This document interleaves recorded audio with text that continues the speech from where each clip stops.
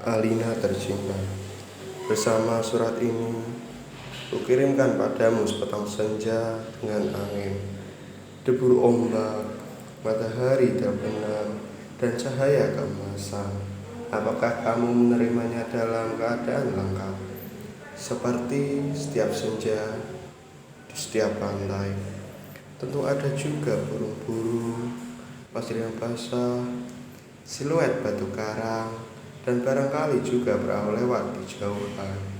Maaf, aku tidak sempat menelitinya satu persatu.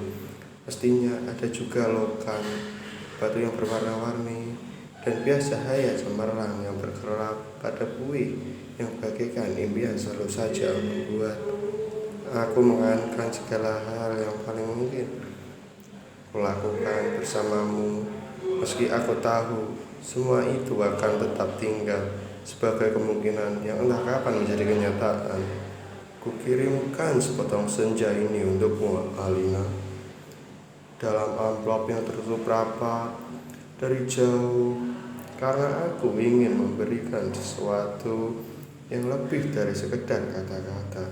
Sudah terlalu banyak kata di dunia ini, Alina, dan kata-kata ternyata tidak mengubah apa-apa.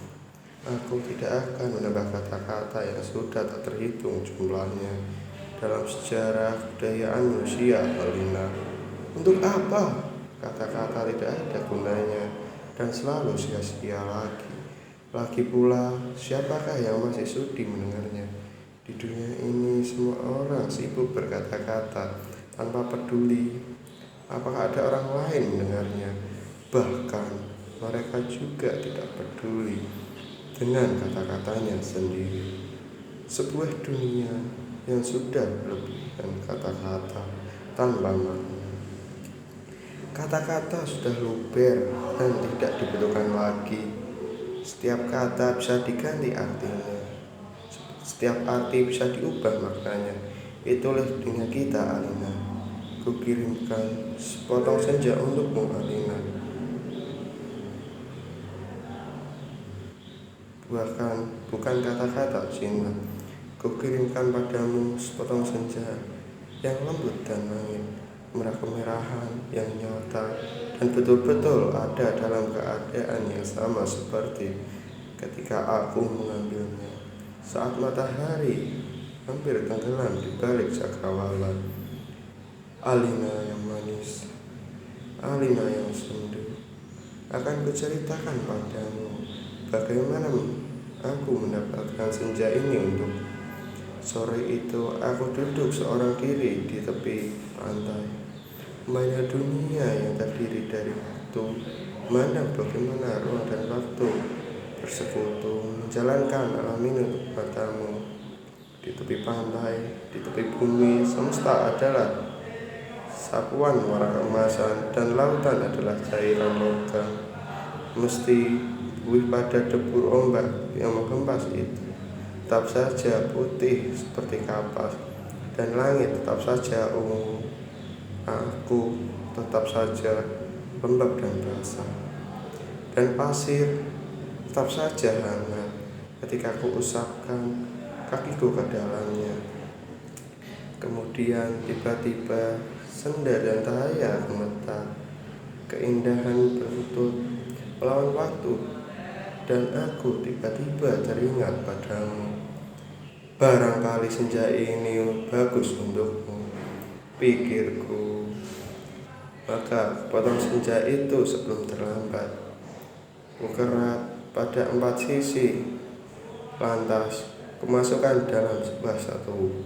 Dengan begitu keindahan itu abadi dan aku bisa memberikan padamu. Setelah itu aku berjalan pulang dengan perasaan senang.